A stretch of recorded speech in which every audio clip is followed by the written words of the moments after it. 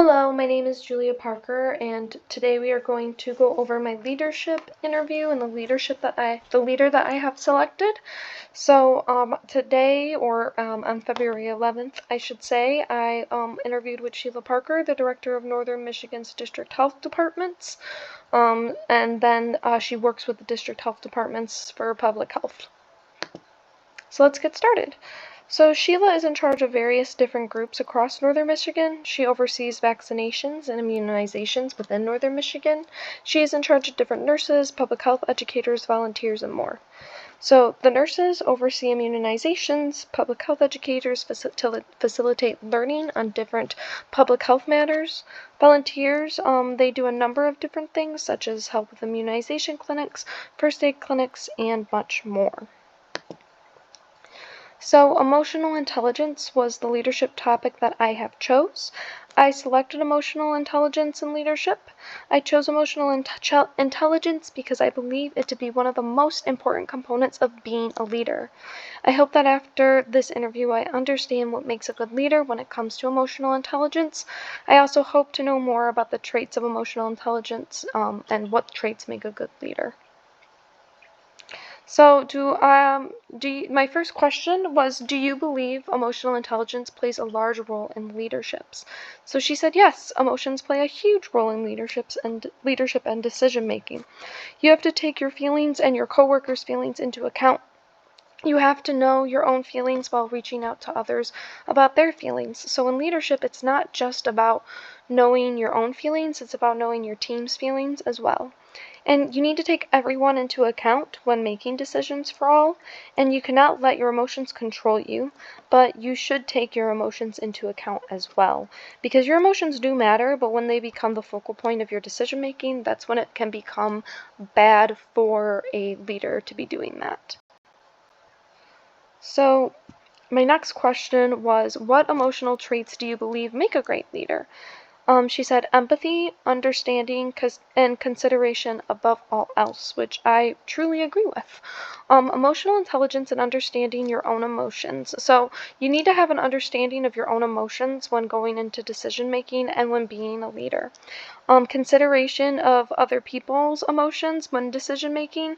So you're not only taking your decisions into account, but you are taking the people that you work with decisions as well. And empathy, to understand what others may be going through. Empathy is a huge, crucial part of being a leader, and understanding what others are going through at a time is very important when it comes to leadership. So what emotional traits do you possess that make you a great leader? She says confidence, accountability, and passion for what I do. Sheila says to lead a team, you must be confident. Taking accountability for your actions is always needed. So if you do something wrong, if you make a mistake, it is always great to take accountability for that. And then a passion for your work, to ignite that passion in your team. If you aren't passionate about what you are doing, how can you expect your team to be passionate about it as well? And you need to take everyone into account when making decisions for all. And you cannot let your emotions control you, but you should take your emotions into account. Like we said before, it is important to do these things, and if you are not doing these things, it can become where you are leading solely based on your own emotions and not understanding others. But above all else, she says her confidence, accountability, and passion for what she does make her the leader that she is. How do you recognize when your emotions are impacting your own decision making? So Sheila says when she is falling behind in work or having others say that she is getting upset or angry easily. So if her team is letting her know that her emotions are starting to run her day, that is when she needs to take a step back and look at her own emotions and see what is going on. If my emotions are controlling my decision making. So if her emotions are the sole thing controlling the decision she is making, again, that is a big indicator of her emotions impacting herself. And if she is not considering others, if she is not taking her team into consideration anymore, this is a huge upset that should be a red flag showing that her emotions are impacting her and her decision making as a leader.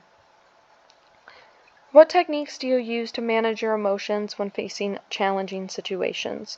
So there are a couple different things that Sheila stated. Identifying triggers that make you upset is a big one, knowing what is going to set you off. Acknowledgement of these emotions, bad and good emotions, you need to acknowledge them. Mindfulness and meditation, so it's good to be mindful of your own emotions, what's going on, and then to meditate through them. Sheila also journals at the end of the day, and that helps her understand her emotions, as well as taking breaks when your emotions are getting out of hand. A lot of people don't take breaks, and this is a big red flag of a leader. It is good to always take breaks when you may need it.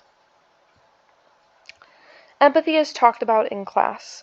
So, in Module 2 discussed what makes a good leader, and the main focus was empathy. So on the Harvard expert of what makes a leader, the quote I chose to put in here was, "Truly effective leaders are also distinguished by a high degree of emotional intelligence, which includes self-awareness, self-regulation, motivation, empathy, and social skills."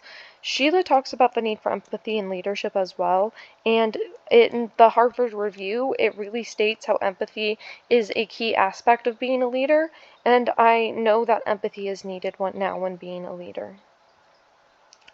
Then transformational leadership. We talked about a lot of different leadership styles, but I believe Sheila is a transformational leader due to her passion for what she does, as well as understanding her followers' values and emotions. And she ignites her followers to have passion for what they do because of her own passion. Transformational leaders inspire others to accomplish more by concentrating on their followers' values and helping the follower align these values with the values of the organization. So this, I think, is a key aspect of our learning in class, and I know in the future I would like to be a transformational leader. And then, of course, we talked about Maslow's hierarchy of needs, and I think Sheila promotes autonomy in her followers and independence by understanding Maslow's hierarchy of needs and what her followers need. Sheila does this by understanding their needs, like I said, and using understanding towards them. So the quote that I chose to take out was, "The way leaders frame information in situations either promotes the likelihood that a person will perceive autonomy or undermine it." So people need to feel like they are making their own decisions and independent from you as a leader. And I think Sheila does a great job of that by giving her followers understanding, empathy, and just understanding their needs and helping them align those needs in the organization that they work in. So what did I learn from this interview? I now know how important emotional intelligence is as a leader. It is important to have an understanding of your own emotions and how they affect you, because your emotions, as much as, everybody has emotions, they can affect your decision making, but they shouldn't be the only sole consideration when decision making. You should also be taking your coworkers' needs and emotions into consideration, as well as many other factors. And then understanding your followers' emotions is a large part of leadership too.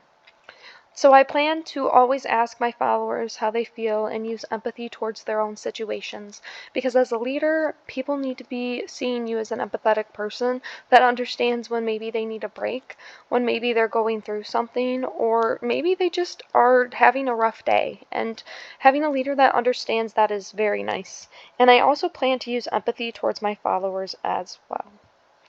So here are my references. Thank you so much for listening to my leadership interview and what I learned from it.